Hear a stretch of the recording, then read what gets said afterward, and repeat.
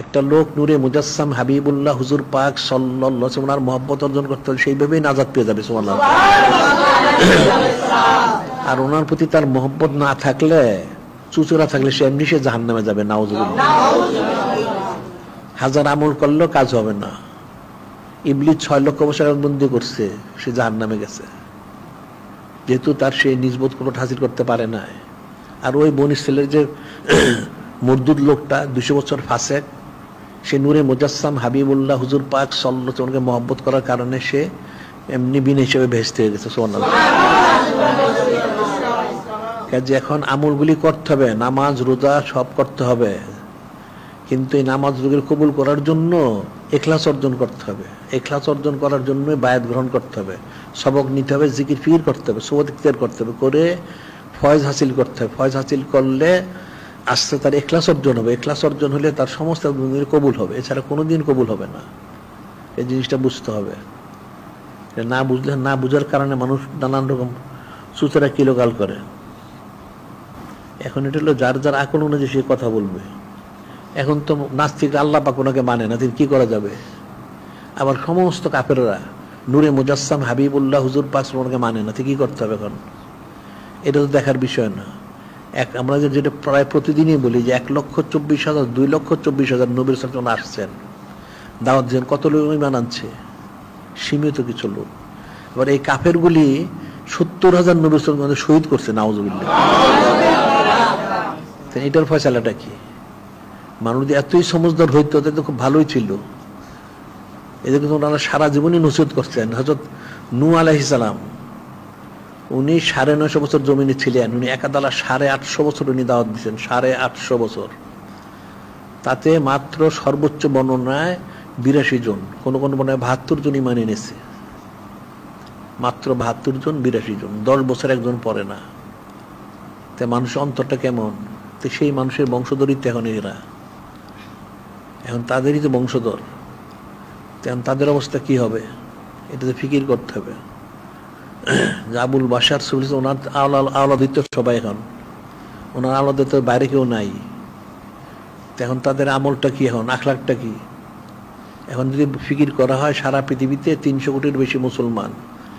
এখন মুসলমানগুলি রাস্তায় দাঁড়া করানো হয়, তাদের চেহারা দেখলে কাউকে বোঝা যায় না মুসলমান, নাউজুবিল্লাহ। অধিকাংশ লোকের দাঁড়িয়েই নাই। আবার কোন সুন্নতি লেবাসের কোনো তাদের কোনো পরিচয় নাই। আবার অধিকাংশ মহিলা বেপর্দা, বেহায়া, নাউজুবিল্লাহ। এই যে বিষয়টা তো কঠিন বিষয়। এখন কঠিন বিষয়ের জন্য এটা তো উদ্ধার হওয়ার জন্য যে বিষয়টা সবচেয়ে বড় জিনিস হচ্ছে সোহবতে সলে তুরা সলে কুনাত, তলে তুরা তলে কুনাত। আল্লাহ ওয়ালাদের সোহবতে মানুষ আল্লাহ ওয়ালা হয়, আর বদ লোকের সোহবতে বদ হয়ে যায়, নাউজুবিল্লাহ। এই জন্য বলা হয় যে নেক কাজ থেকে নেক সোহবতটা বেশি উত্তম, ফজিলতপূর্ণ, সুবহানাল্লাহ। আবার বদ কাজ থেকে বদ সোহবতটা বেশি খারাপ, কারণ একটা লোক নেক কাজ করলে সে বন্ধ করেও দিতে হবে, কিন্তু নেক সোহবতে যখন থাকে সে, তখন সে আস্তে আস্তে নেককার হয়ে যায়। আবার যারা বদ কাজ করে তারা বন্ধ করেও দিতে পারে, কিন্তু বদ লোকের সোহবতে থাকলে সে আর বন্ধ করতে পারে না, নাউজুবিল্লাহ। এই যে মূল আমলটাকে আগে সেটা বুঝতে হবে। এখন মানুষ তো চুচারে কিলোগাল করবেই, সবাই তো সব পছন্দ করবে না। সেই সৃষ্টি শুরু থেকে, সে আবুল বাশার সূর্য ওনার সময় থেকে, ওনারই তো এক আওলাদ সে কুফরি করলো। এরপরে পর যখন সেটি হচ্ছে, হযরত নূহ আলাইহিস সালামের ছেলে কেনান কাফের হয়ে গেল, এভাবে চলছে। এই যত সাহাবাই কিরা আমরা যখন আসছেন, এই কাফেরগুলি তো অনেক জুলুম করেছে, অনেক কষ্ট দিয়েছে, ওনার ইস্তেকামত ছিলেন। এর পরবর্তী সময় আউলিয়া কেরাম, ইমাম মুজতাহিদ, প্রত্যেক ইমামকে জুলুম করা হয়েছে, নাউজুবিল্লাহ। তো ওনার তো হক কথাই বলেছিলেন, কিন্তু এই হক কথা বলার কারণে ওনার প্রতি জুলুম করা হয়েছে, নাউজুবিল্লাহ। এটা যুগে যুগে সেরকমই ছিল এবং করেছে, আর এইভাবেই চলবে। কারণ কাফের তো আছে, ইবলিস তো মারা যায় নাই, ইবলিস তো কিয়ামত পর্যন্ত জিন্দা থাকবে। আর সে তো ওইখানে কসম করে আসছে, সে সবাইকে গুমরা করার কোশিশ করবে, নাউজুবিল্লাহ। তো এখন হক কথা তো পছন্দ হবে না, আর নানা হক কথা শুনে নানান চুচারে কিলোকাল, এটাই স্বাভাবিক। কারণ শয়তান তো অসহসা দেয়, অসহসা দিয়ে বিভ্রান্ত গুমরা করে। এখন পাশে লোকে কিছু বলে, বলবেই, ওই জন্য তো একটা কুকুর রাস্তায় কেউ কেউ করে, সেই জন্য রাস্তা চলা তো বন্ধ করা যাবে না, রাস্তা চলতে হবে, ন্যাক কাজ করতে হবে, দেখতে হবে যে আমরা যে কাজটা করি এটা কি শরীর সম্মত না শরীরের খেলাপ, সেটা দেখতে হবে। যদি শরীর সম্মত তাহলে তো কোনো চুচারের সুযোগ নাই। বিষয়গুলি ফিকির করতে হবে। হ্যাঁ, সমস্ত কাফের আমাদের বিরুদ্ধে তো ঠিকই, কি হয়েছে এখন খারিজি রাফিজি মতো দিলে ওয়াহাবি যা আছে জামাতি তবলিগের বিরুদ্ধে তো কি হয়েছে কি? এখন তারা তো সারাদিন হারাম কাজ করে, আমরা তো হারাম কাজ করি না। এরা বেপর্দা হয়, তারা ছবি তোলে, তারা তন্ত্রমন্ত্র করে, সব হারাম কাজ করে, তা আমরা তো হারাম কাজ করি না। তারা তো আমাদের বিরোধিতা করবে, উদ্দেশ্য হলে আমাদের বিরোধিতা করে, তাদের যে হাকিকতটা প্রকাশ হয়ে যায়, এই জন্য আমাদের বিরুদ্ধে বলে। এ তো স্বাভাবিক, বলাটাই তো স্বাভাবিক, এটা বলাটাই সুন্নত।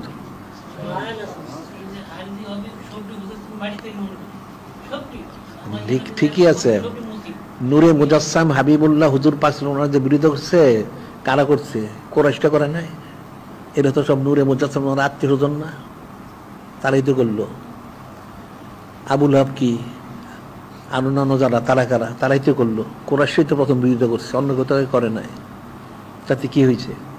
কিন্তু আল্লাহ পাক তো দিন ইসলাম পূর্ণ করছেনি। আল্লাহ মুতিম্মু নূরিহি ওয়ালাউ কারিহাল কাফিরুন মুশরিকুন জালিমুন। আল্লাহ পাক আল্লাহ ওনার নূর মুবারক, নূরে মুজাসসাম ওনাদের সবকিছু পূর্ণ করিয়ে দিয়েছেন। এখন কাফের মুশরিক পছন্দ করুক আর না করুক, এটা পূর্ণ হয়ে গেছে। এটা প্রত্যেক যুগে এরকম হয়েছে। সমস্ত নবী রাসূলুল্লাহ সাল্লাল্লাহু আলাইহি ওয়াসাল্লাম বিরোধিতা করা হয়েছে, ইমাম মুস্তাহিদ আউল কারণ বিরোধিতা করা হয়েছে। এটা তো বাতিল ফেরকা করবে, তাদের যেহেতু স্বার্থের বেঘাত ঘটে, এটি তো স্বাভাবিক। এটা সাইদ আহমদ বল্লভী রহমতুল্লাহ আলাইহি, উনি তো অনেক দিনই আঞ্জাম দিচ্ছেন, তো ওনারা তো শহীদ করলে শেষ পর্যন্ত মুনাফিকরা। জিনিসটা এরকমই, ওটা তো যুগে যুগে এরকম হয়েছে। সাইদুল জুন্নুর ওনাকে তারা এই জালেমগুলি শহীদ করলো। ইমাম সালিস আলাইহিস সালাম কারবালায় ওনাকে কি করলো? ওই জালেমরাই তো করলো। এটা তো স্বাভাবিক জিনিস। জালেমরা তো কোনোদিন হকটা পছন্দ করে না, তারা চায় যে কি করে হক থেকে বেঁচে থাকা যায়। নাউজুবিল্লাহ। এখন আমাদের বিরুদ্ধে বলবে, তো এটা তো স্বাভাবিক, বলুক, তা ঠিকই আছে। এগুলো তো আমরা চিন্তা ফিকির করি না, আমাদের এগুলো চিন্তা ফিকির করার কোনো সুযোগ নাই। আমাদের চিন্তা ফিকির হচ্ছে নিজবত কুরবত মহব্বত হাসিল করা, এবং মানুষ যাতে সেটা হাসিল করতে পারে সেই ব্যবস্থা করা। এখন অনেক অনেক কিছু বলতে পারে, যে যেরকম বুঝে সে সেরকম বলে, প্রত্যেকে তার আকল অনুযায়ী কথা বলে। সবাই তো সব বিষয় বুঝতে পারে না, যেন বোঝার জন্য তাকে অনেক ফিকির করতে হবে, জিকির করতে হবে, সবত ইখতিয়ার করতে হবে, তারপরে বুঝবে। সহি সমাজটা অনেক কঠিন জিনিস, সহি সমাজটা অনেক কঠিন, যেটা আমরা যেন প্রায় বলি। এই যে হযরত ওয়াইসাল কারনী রহমতুল্লাহর ঘটনাটা, ওয়াইসাল কারনী রহমতুল্লাহ অনেকে সরাসরি হাদিস হচ্ছে খায়রুত তাবিঈন, নূরে মুজাসসাম হাবিবুল্লাহ হুজুর পাক সাল্লাল্লাহু আলাইহি ওয়াসাল্লাম বলছেন উনি শ্রেষ্ঠ তাবিঈ, সাহাবায়ে কেরামের পরে শ্রেষ্ঠ ব্যক্তি। উনি মহব্বতে সমস্ত দাঁতগুলি ভেঙেছেন, অনেক ওনার সানাসিবত, ওনাকে যুব্ব মোবারক হাদিয়া করা হয়েছে। তো ওনার সম্পর্কে হযরত মুজাদ্দিদ আল ফিসানী রহমাতুল্লাহ, যিনি 1000 বছরের মুজাদ্দিদ, উনি ওনার বক্তব্যে লেখছেন যে হযরত ওয়াইসাল কারনী রহমাতুল্লাহ ওনার সহি সমাজের ঘাটতি ছিল। ওনার যে সহি সমাজ থাকতো তাহলে উনি নূরে মুজাসসাম হাবিবুল্লাহ হুজুর পাক সোনর ইখতিয়ার করতেন। কারণ নূরে মুজাসসাম হাবিবুল্লাহ হুজুর পাক সাল্লাল্লাহু আলাইহি ওনার সোনর ইখতিয়ার করা এক চোখের পলক যদি কেউ করতে পারে, দুনিয়ার সমস্ত আমল থেকে উত্তম। সুবহানাল্লাহ। কিন্তু সেটা উনি করতে পারেন সেই জামানে থাকার পরেও। তাহলে এখন এটার মানুষ কি জবাব দিবে? এখন উনি তো বলে গেছেন, তাহলে ওনাকে জিজ্ঞাসা করা উনি কি এবার কেন বলছেন। এখন আমরা বললে চুচেরা করো, তো উনি তো বললো এটা, উনি তো বললেন সরাসরি হযরত ওয়াইসাল কারনী রহমাতুল্লাহ যদি সহি সমাজ থাকতো তাহলে উনি তো সবত ইখতিয়ার করতেন। তো উনি তো খায়রুত তাবিঈন, তো ওনার তো সহি সমাজ ছিল, তাহলে নাই কেন? তো সহি সমাজের স্তর কতগুলি, এটা মানুষ বুঝবে কোত্থেকে? এখন তো মানুষ বুঝবে না। উনি এখন বলে গেছেন ওনার মুক্ত শরীর আছে পুরা দেখান, এটা কি ফয়সালা করবে? মানুষ সব বুঝবে না, এটা খুব সমাজটা অনেক কঠিন জিনিস, সূক্ষ্ম জিনিস। তা আমাদের এগুলি মানুষ সাধারণ লোক আম বুঝবে না, আম লোক তো বোঝার প্রশ্নই হয় না। এই আলেম সুবিধর সেটাই তো বুঝে না। এরা বুঝলে তো এরা তো এই হারাম কাজ ছেড়ে দিত, তাহলে এর বেপর্দ হয় কেন, ছবি তোলে কেন, তন্ত্রমন্ত্র করে কেন, হারাম কাজ করে কেন? এরা তাহলে সুন্নত ইত্তেবা করে না কেন? সুন্নত ইত্তেবা করা তো ফরজ, কাফেরকে অনুসরণ করা তো হারাম। কাফেরকে অনুসরণ করা হারাম যদি তাহলে নূরে মুজাসসাম হাবিবুল্লাহ হুজুর পাক সাল্লাল্লাহু আলাইহি ওয়াসাল্লাম ইত্তেবা করা কি তাহলে ফরজ হয়ে গেল? উল্টা তাহলে বুঝবে কোত্থেকে? এখন এই সমস্ত বিষয়গুলি এটা যার যার চুচারা কিলোকাল সে করবে, তার যারটা তার উপরে। এখন আমাদের বিষয় হচ্ছে দেখার সেটা আমাদের কাজগুলি শরীয়ত সম্মত না তার খেলাফ। যদি শরীয়ত সম্মত হয় তাহলে এখানে এদের কথা কোনো গুরুত্ব দেওয়ার দরকার নাই। আর যদি শরীয়তের খেলাফ থাকে তাহলে আমাদের তওবা করে ফিরে আসা উচিত।